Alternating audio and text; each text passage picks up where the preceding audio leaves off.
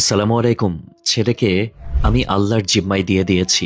একজন বাবা যখন এই লাইনটি বলেন, তার মানে তিনি আর কোনো পথ দেখেন না, আর কোনো আশা খুঁজে পান না।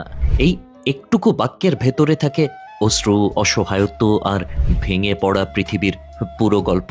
রাজশাহীর তানোরে ৪০ ফুট গভীর নলকূপের গর্তে পড়ে গেছে ২ বছরের সাজিদ।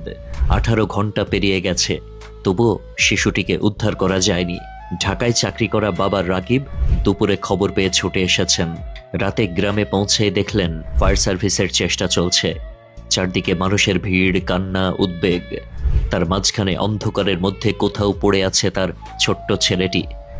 রাকিব খড়ের গাদায় নিস্তব্ধ হয়ে বসে আছেন, শীতে কাঁপছেন, কিন্তু তার থেকেও বেশি কাঁপছে তার ভেতরটা। প্রতিটি মিনিট যেন ছুরির মতো হৃদয়ে বিঁধে যাচ্ছে।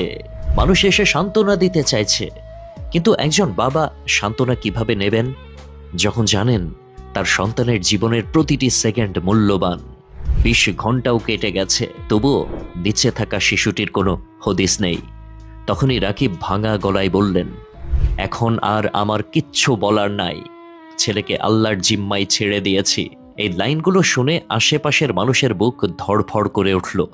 কারণ একজন বাবা যখন সন্তানকে আল্লাহর জিম্মায় দেয়, সেটা আশা নয়, সেটা হলো শেষ পর্যায়ের কান্না। এই ঘটনার সাথে দেশের মানুষ মনে করছে পুরনো আরেক দৃশ্য।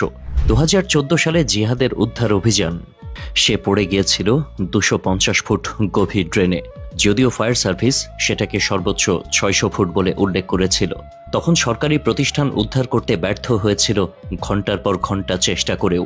কিন্তু বিস্ময়করভাবে এই দেশেই ঢাকা পলিটেকনিক ইনস্টিটিউটের কিছু সাধারণ প্রকৌশলী মাটির ২৫০ ফুট নিচে দাঁড়িয়ে থাকা শিশু জিহাদকে উদ্ধার করে ইতিহাস সৃষ্টি করেছিলেন। নিজেদের তৈরি উদ্ধার যন্ত্র দিয়ে তারা যা সম্ভব নয় তা সম্ভব করে দেখিয়েছিলেন। তারা জিহাদকে উদ্ধার করতে পেরেছিলেন, যদিও পরে ঢাকা মেডিকেলে নিয়ে গেলে ডাক্তার তাকে মৃত ঘোষণা করেন।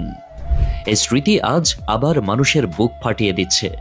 কারণ প্রশ্ন জাগছে, যেখানে স্বশিক্ষিত মানুষরা ২৫০ ফুট নিচে যন্ত্র বানিয়ে নামিয়ে দিতে পেরেছিল, সেখানে সরকারি সব প্রতিষ্ঠান মিলে আজ ৪০ ফুট নিচে থাকা সাজিদের কাছে পৌঁছাতে এত সময় কেন লাগে?